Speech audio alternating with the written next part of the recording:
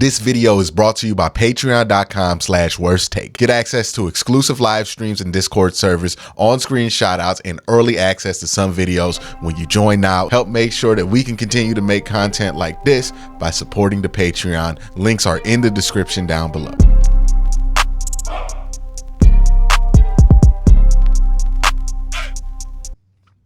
So, one of the pieces of the Browns organization that some people might be up for reevaluating, given how this Deshaun Watson thing is going so far, is Andrew Berry.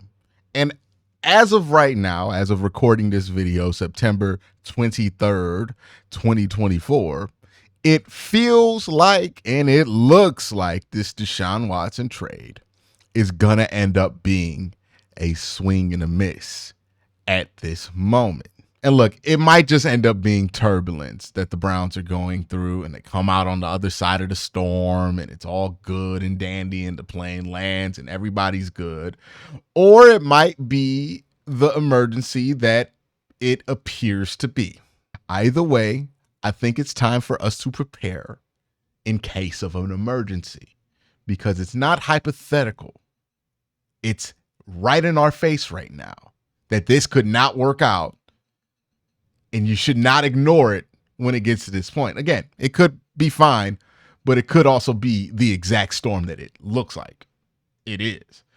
And the question is, how does that potentially being the case change how I view Andrew Berry? And the answer to that will heavily depend on how Andrew Berry handles the fallout of the Watson situation. Andrew Berry is going to be judged a little bit differently than I would judge a coach or a player, because those guys are going to be evaluated on a week-to-week basis. If Kevin Stefanski has 6 straight bad weeks, I'm going to know about it because I got to watch the games every week. If Deshaun Watson has 6 straight bad weeks, I'm going to know about it because I got to watch the games, right? But if Andrew Berry has 6 straight bad weeks, it's going to take us a long time to know about it or to know what the consequences are of that, because what he does and what his job is just isn't as public as a head coach or on a player on a team. So all I can do is evaluate how I feel about the trade, how I feel about the trade potentially being a swing and a miss, and what that means for how I evaluate Andrew Berry going forward. I want to say this first and foremost, and this might not be popular, this might be popular. I don't know where this is going to land on the discourse. Me personally, I actually don't mind swinging and missing big on a QB. I grew up from the 99 to 2018 Browns era, which was an era where the Browns basically avoided taking a big swing at quarterback. It was Tim Couch and then nothing else for like 20 plus years in this franchise, or at least 20 years in this franchise. They refused to take a big swing. They would take a half measure here and there, draft the quarterback in the first round, but not with their original first round pick that was in the top 10 or top 8. No, they would take a quarterback like in the 20s in the first round, or take a quarterback in the second round, or take a quarterback in the third round, or they'll sign a free agent quarterback, but it's not like a big name free agent quarterback. It's a medium name. It's Josh McCown. It's Jeff Garcia. It's cooked, washed, and rinse repeated Trent Dilfer. It's Jake Delhomme, well past his due date, right? Like all of these moves I have watched the Browns do. I have seen them try to do it the economic way. I've seen them try to do it the extra patient way all my life, and it's resulted in me watching 20 years of ineptitude at the quarterback position. It's resulted in me watching football teams that can't win over 6 games. It's resulted in just nothing but pure misery. And look, as bad as the Cleveland Browns have made me feel to start this season, it hells in comparison to the hellscape that I was in with this team before Andrew Berry and Kevin Stefanski arrived. Like, I would rather be mad that a team that was 11-6 last year might struggle to be 500 this year, or maybe they get to 10 wins, or maybe they fix it, turn around. All of that stuff is on the table for this Browns team, but I'd rather be here than in 2010, like watching Colt McCoy. Wait, was it Colt McCoy at that time? Right? It was like Colt McCoy and Seneca Wallace. Long story short, I've seen the Browns do it the passive way. I've seen other teams do it the passive way. And it's an uncomfortable truth, but it is the truth in my eyes. You're not going to find a franchise quarterback hoping that it happens to you.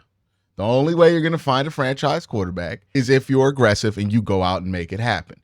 Yes, does a Dak Prescott fall in the 4th round every once in a while, or Russell Wilson, or Tom Brady, or Brock Purdy? Yeah, that happens every once in a while. But let's be real here. We're from Cleveland. We should have no business assuming that we're going to be that lucky. We never get to be that lucky. If the Browns are going to get a franchise quarterback, it's because they have identified and decided to go after somebody that they thought was a franchise quarterback, and they were aggressive about it. We don't have the luxury of relying on good luck or just going off vibes and hoping that the 4th round pick turns into a franchise quarterback. That's just not how it works here in Cleveland. We got to take big swings. It sucks that this one might have missed, but still don't mind it on principle, right? I don't mind swinging big and missing because I've seen what the other approach does. It's not good. But if you do swing big and you miss big, what I will judge you by is how quickly you recognize that your big swing miss. You can swing and miss on a big move and be fine. But if you swing and miss on a big move and you're proven to be wrong, and then you continue to double down and you're stubborn about it and you still try to make it work, it's going to get worse and worse and worse and worse. And that's my big concern here, right? If we get to the bye week or something and we're still at this point where we don't think this is working with Deshaun Watson, we gotta be willing to move off of it, no matter how embarrassing or expensive it's gonna end up being, or awkward it's gonna end up being. San Francisco is a great example of the fact that you could swing and miss big and still be fine, right? They traded 3 first-round picks, I believe a 2nd-round pick and a 4th-round pick to go up and get Trey Lance. And they were wrong. That was a big swing and miss by the San Francisco 49ers. Like, Trey Lance is supposed to be the franchise quarterback. He maybe played like 3 or 4 starts for San Francisco. But what they did that was brilliant was that they didn't linger on it. They didn't say to themselves, we're going to be stubborn and we're going to play Trey Lance for 3 years just to make sure we are 100% correct about this. And you know what? We're going to trade Brock Purdy to clear out the locker room so it doesn't happen. They weren't stubborn about this. They saw what it was, they made a move, and they pivoted to what was next. Now, luckily for San Francisco, they did draft Brock Purdy. That did end up working out. Hit that like button. But again, we're from Cleveland. We should not assume such wild luck will land on our side. So that is the way to deal with it. You make a big trade. It doesn't work out. Let's move on.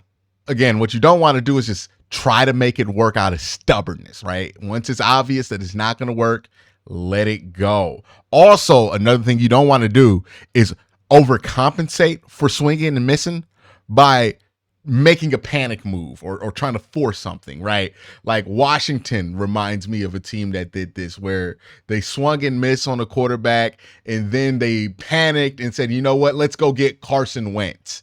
And that ended up not working out for them, even worse than what they had done before, because I believe they traded a 2nd-round pick for Carson Wentz. You don't want to do that. Denver, I think, is an example of doing it halfway, and I would not recommend doing it halfway or doing the half measure, because Denver did the right thing. They moved off of Russell Wilson. They did whatever they had to get rid of that contract and have as minimal as a cap hit as they felt like they could get with the cash that they were willing to spend off their books, and they paid the price for it. But then I feel like they messed up when they reached and rushed to go get a quarterback in that next draft, because the quarterback that they could get was Bo Nix. And look, if I'm wrong about this, then this clip will live on in infamy. But I do not believe Bo Nix will prove to be better than what you could get out of a third-round pick. And they took him 12th overall. I think that will prove to be a mistake. What I don't want the Browns to do is move on from Deshaun Watson and feel like they have to answer the quarterback question in this draft, and they force themselves to take somebody in a bad quarterback draft that they wouldn't have taken if they were in a different situation. Like, I want the Browns to take a player that they really like in the draft. Maybe they're willing to trade up for that player in the draft. My hope for this front office, if you have to move on from Deshaun Watson, is that they avoid succumbing to the pressure. Because once you move off of Deshaun Watson, it doesn't just end there. There's going to be a lot of pressure from people in this fan base. There will be a lot of pressure from people who regularly comment on my videos. Like, they'll be down there saying the Browns have to do something. The Browns got to make a big move at quarterback. They got to go draft somebody, right? There's going to be a lot of pressure to try to make the Browns solve their quarterback issue in the immediate offseason that you decide to move on from Deshaun Watson for whatever reason, or if you bench him during the season. Like, whenever you make it clear that you don't view Deshaun as the franchise guy anymore, and you kind of just view him as just another quarterback on the roster, there's going to be a rush of people who want to make you solve this problem as quick as possible. What I would like the Browns front office to do, and I think this is going to be an unpopular opinion while it's happening, but it will be one that ages well, is take their time. Do not rush into the next quarterback. Do not decide that you have to force yourself into the next quarterback. Don't try to put this in the microwave, basically, right? The Browns tried to put the quarterback thing in the microwave because Baker Mayfield didn't work out. We decided we don't want to give him a second contract, so we want to move on. Deshaun Watson's available. We try to put the quarterback situation in the microwave, get Deshaun Watson, who at that point was already a 3-time Pro Bowler. I understand why the move was made. I understand why it felt like a good idea at the time for Andrew Berry and company. I understand how we got here, but also want to learn from the mistakes that they made to get to this point.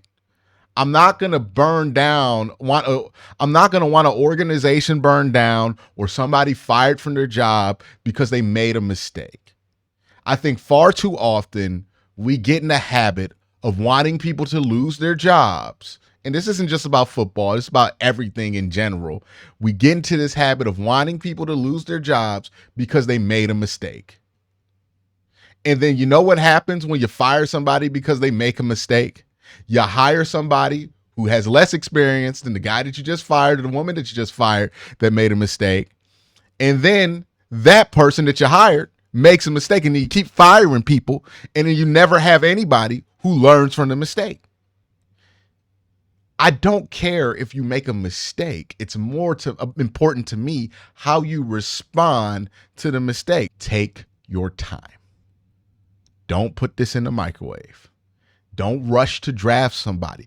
People are going to criticize you if you don't draft somebody. It doesn't matter. People were praising the Bo Nix draft pick. 2 weeks into the season, people are shitting on it. It does not matter.